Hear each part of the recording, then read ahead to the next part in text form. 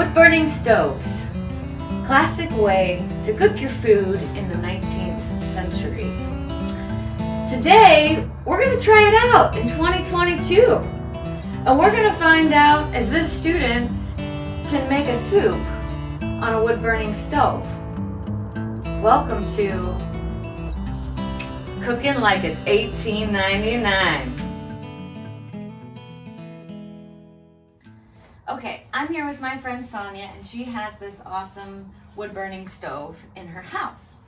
And so she's going to tell me a little bit about how to get the fire started, because I'm really not quite familiar with the stove, as much as I like to be a camper and start fires. But okay, so we have some newspaper here, and she was just telling me that you have to constantly feed the stove, or else the fire and the heat are going to start to go down, which is not good for cooking. So tell me how to get this going. Okay. So yeah, this is just typically the way I'll get it started. I'll find a way to put a log at the bottom and tilt a number of things, make a little pyramid. And then to start it off, take like half sheets of these newspaper. Like that one might be a little big. Okay. I would rip it in half and then bundle it up and then stick it in all the crevices that you can. You can just kind of shove it right on the edges if there's not that much room. And then once we kind of have, one layer packed, we'll fire it up, and then we'll just keep doing this, preparing more pieces of newspaper to just constantly feed it before the other newspaper comes out. And then, one thing that we could have done, and Rachel, you should give it a shot, is, when I cut this kindling, I used this device over here behind you. It cuts larger chunks, that's this right here. It cuts larger chunks of kindling. If you actually want to cut these down further so they ignite faster, then you want to do that by hand. So let's have you give it a shot. Okay. To cut Sounds a couple good. smaller pieces. Hold it close to the edge so it kind of holds it itself. Okay. And then I'll let you do it, but what you're going to use this mallet end and hit the top of it. And so with enough force that it'll just split it down the middle. Okay. Okay? I'm going to try it. I'm going to see if I can do it. Do it. Woo! Rachel. Woo! Like that. So you're going to have to balance it. If it doesn't balance on its own, what I usually do is I start it. See, now it won't fall apart. Right. Woo! So now you got to take that piece and do that. You think you can do Yep, it? I think I can do it. This is big. This is for real. Let's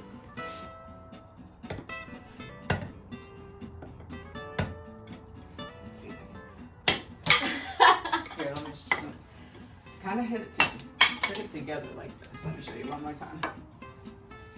Just so you don't hurt your fingers. So, I kind of drop it like that. Oh, I see. Okay. Oh, okay. So, bring it up with it. Yep. All right. Here you go. Kind of had it. Yep. You probably have enough. There you go. Woo! Now, normally this would probably be a very long match. It would not be this lovely device, because we're talking technology of the 19th century, turn of the century too. But this is pretty. It's so technologically advanced, even I can't use it. We could try with some matches. We could find some, maybe.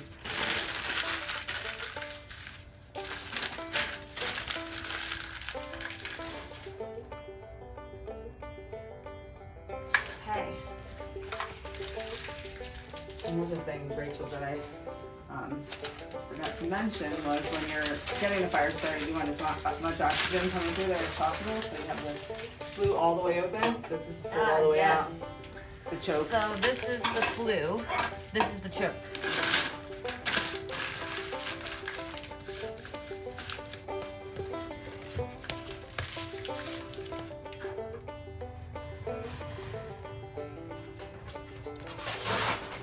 about 10 minutes and she's been trying to get this fire going, but fire is a little, or the wood is a little wet, so constantly having to add more fuel, and air is fuel.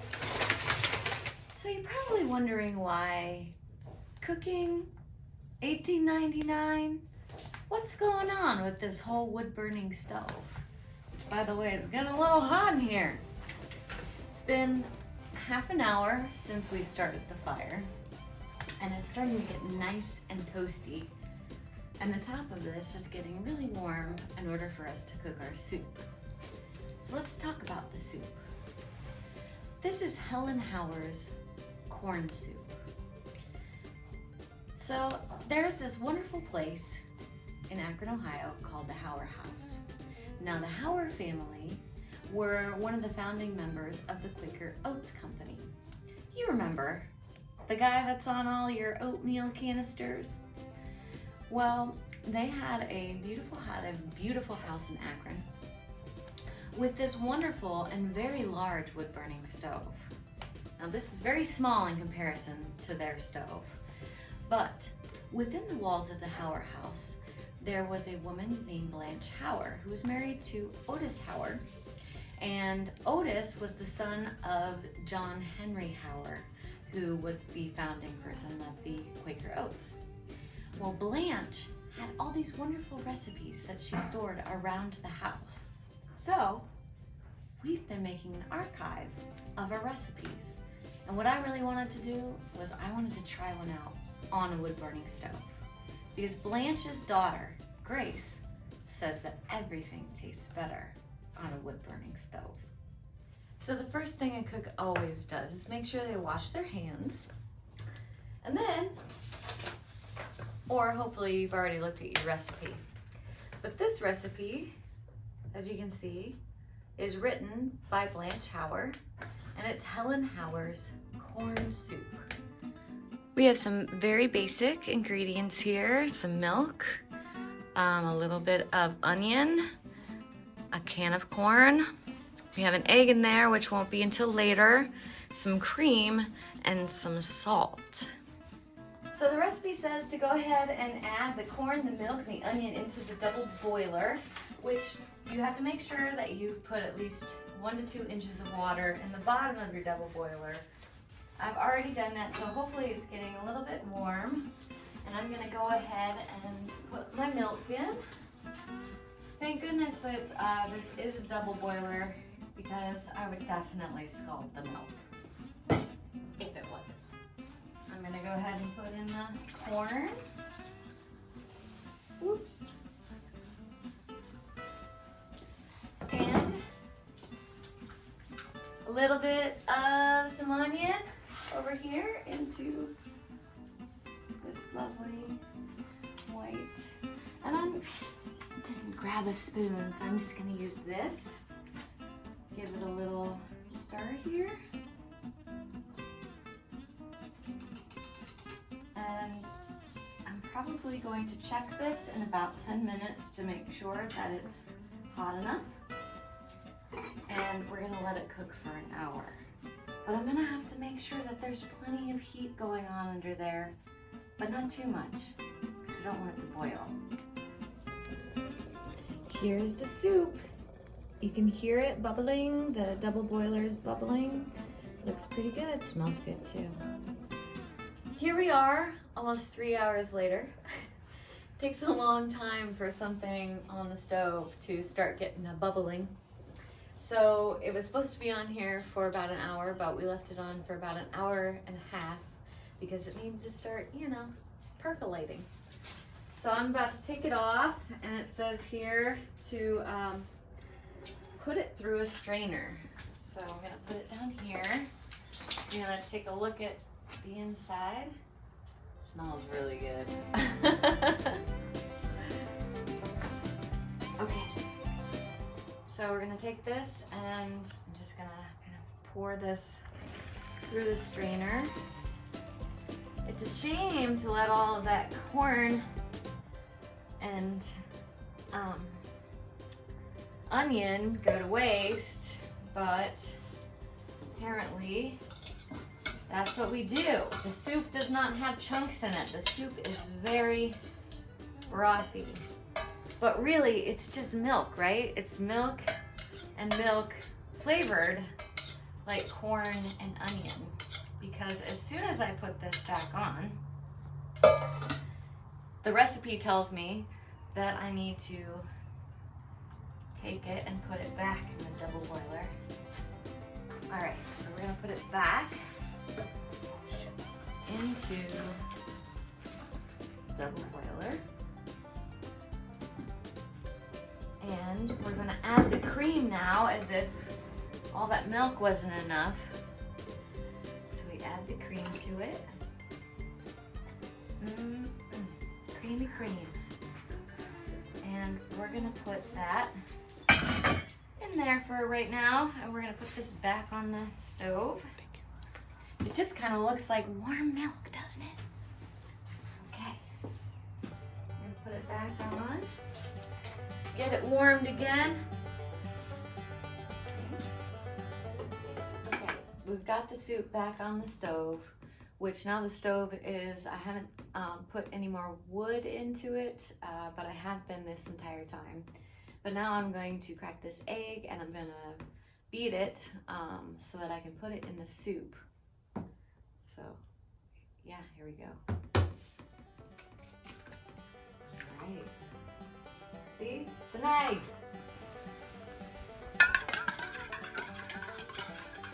And I'll beat it for a little while.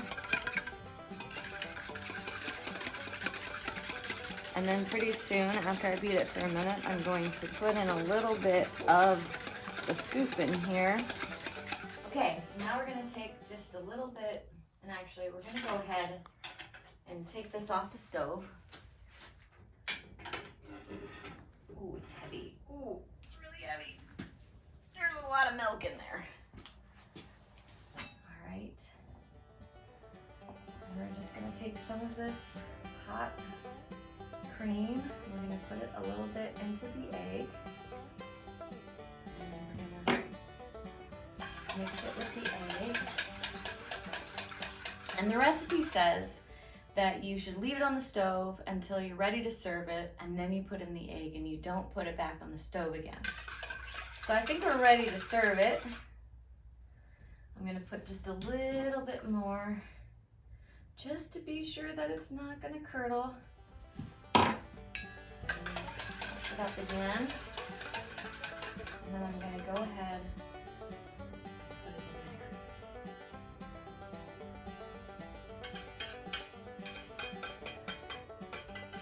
there. Now it doesn't say to mix it or anything, so I'm just gonna leave it in there. And I'm gonna serve it up, okay? So this endeavor has taken about 3.5 hours from the starting the fire to get it hot enough in order to cook on the stovetop here. They probably had the fire going all day in the kitchen at the Hower house because they were constantly cooking something. This looks delicious and I can't wait to try it. Oh my goodness.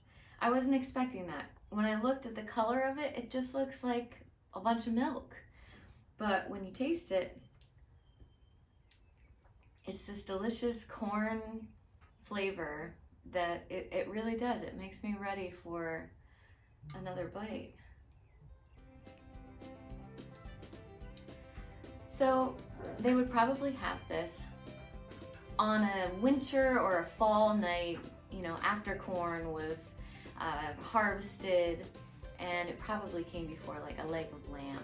But this is kind of a rich soup, so it probably was at a holiday or some kind of fancy dinner party that Blanche wanted to invite, you know, people that she really enjoyed showing off for. But I'm gonna keep eating this.